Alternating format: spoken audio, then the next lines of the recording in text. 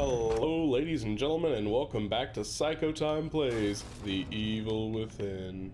When we last left off, we had solved a puzzle, gotten through an area, and... oh, good.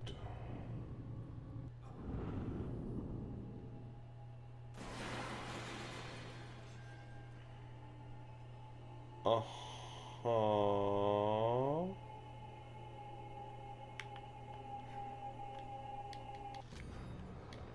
Map fragment. Yo.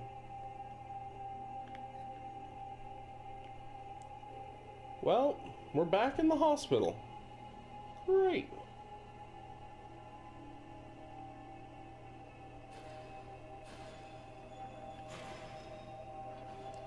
What's up, Doc? Doc. Absolutely no connection throughout the game. There's no time. I need to figure out how to reverse this if we're going to stop him. Who? This Rubik guy? Who the hell is he? I'm sorry, I have to find this. I can't help if you leave me in the dark, Doc. And you need me to help. We were working on a method. How can I explain this? It's like linking brains together. Showing everything on an electrochemical level. Emotion, memory, perception, everything. Directly. It's unprecedented. The implications on psychology, on pharmaceuticals, on consciousness itself. Are you serious? It's a fucking nightmare. Well, I didn't say it was perfect. Especially not with such a unstable host. Great. So your research partner is a psychopath. And we're all inside his head. Not exactly, no. All of us are contributing on some level.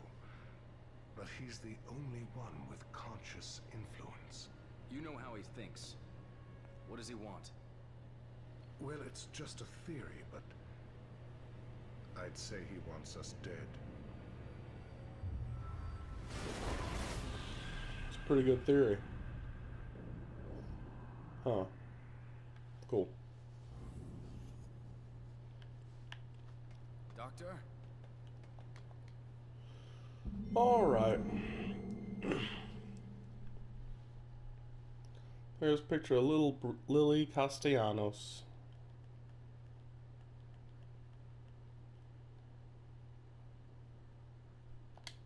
There we go. Okay.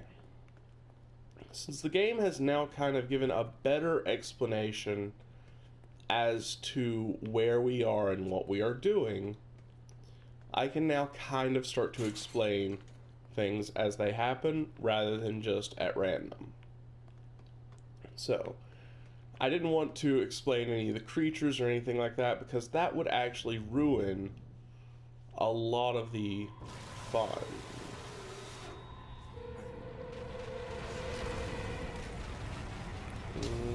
No.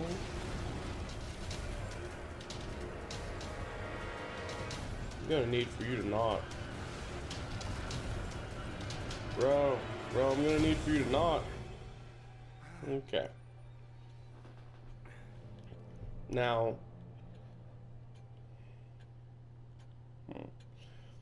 this is kind of like your subconscious refuge inside your own mind, if you would. That's Rudvik.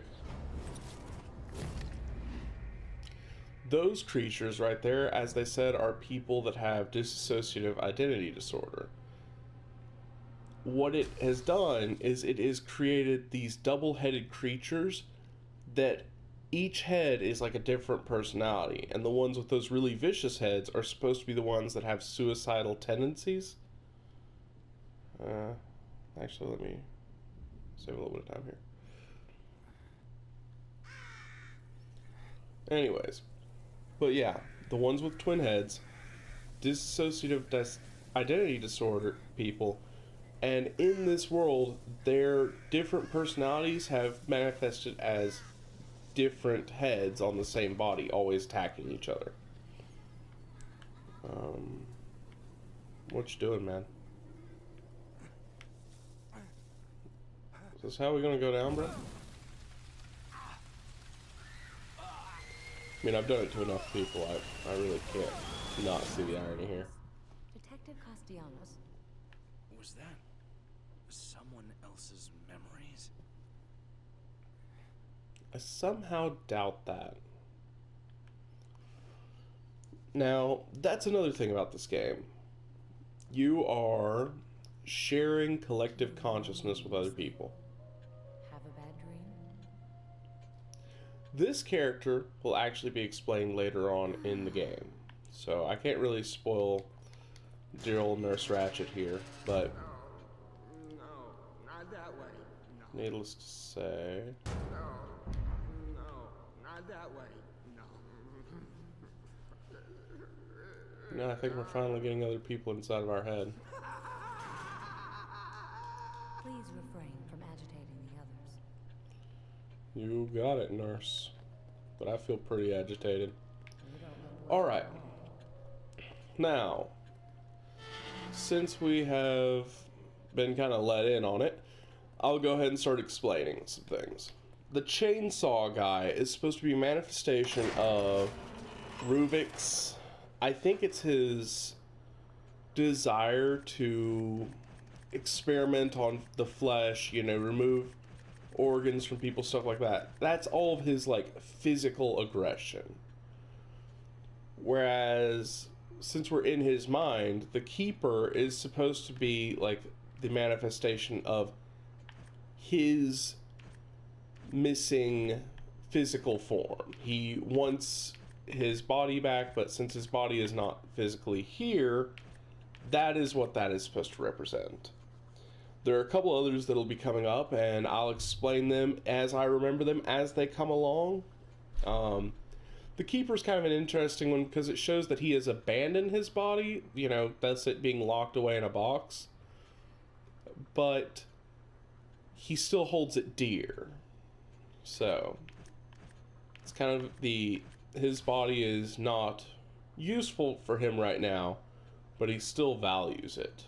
Maybe just more so because it's his and he values himself above others. No. Yeah. Man, that's a lot though.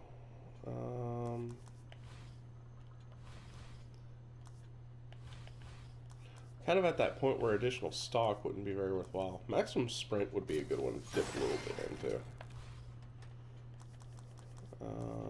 Let's add that crit multiple. Nope, can't do it.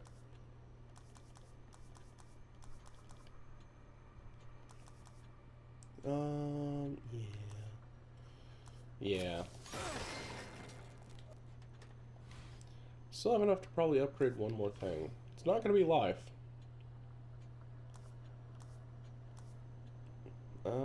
Yeah.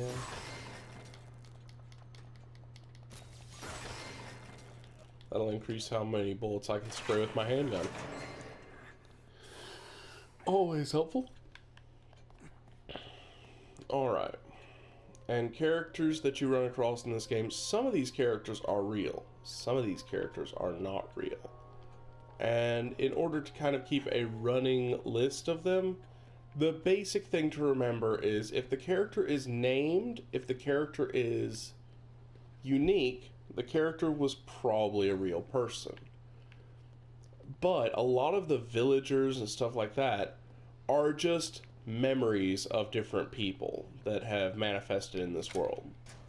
So whenever you run across like random nameless villagers just running around killing people, those are just Ruvik's twisted take on people's memories of family, friends, the people that he knew whenever he was a child.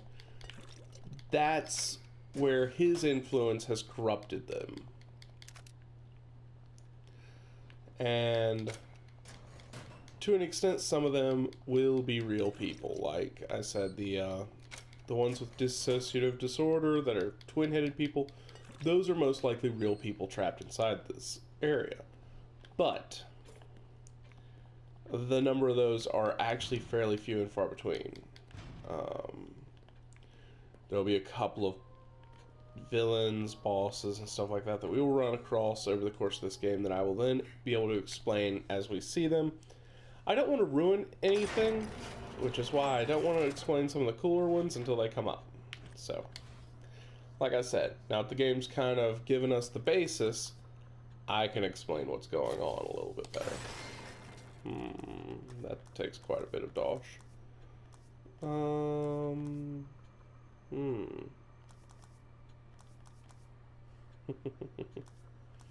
Rapid fire.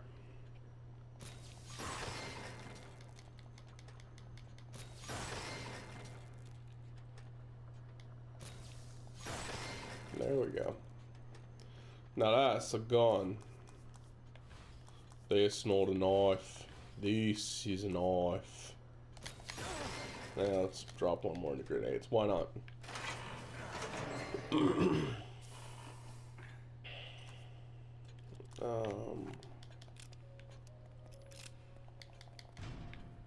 Wow, really?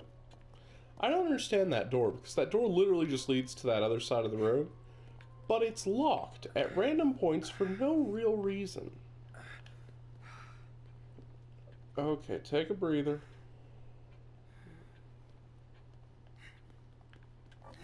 No. There we go. Wanted to kind of add some more ammo. Do I have more handgun ammo? I thought I had one more. There we go. That'll do. Actually fills me up perfectly. And we can start looking towards the next area. So, I'm actually going to do a little check here, so give me one moment, guys. Okay. And as I thought, I'm actually approaching how long I can make this video. So, in the next part, we will stare deeply and intently into this picture and see where that takes us. So, like, subscribe, and all that jazz, and I'll catch you guys in the next part. Later.